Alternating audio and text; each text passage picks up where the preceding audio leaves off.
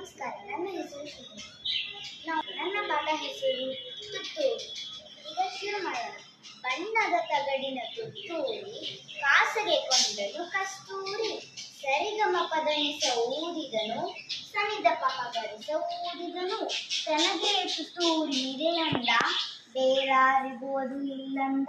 ಕಸ್ತೂರಿ ನಡೆದನು ಬೀದಿಯಲ್ಲಿ, ಜಂಬದ ಕೋಣೆಯ ರೀತಿಯಲ್ಲಿ. ತುತ್ತೂರಿ ಊದುತ್ತ ಕೊಳದ ಬಳಿ, ನಡೆದನು ಕಸ್ತೂರಿ ಸಂಜೆಯಲ್ಲಿ.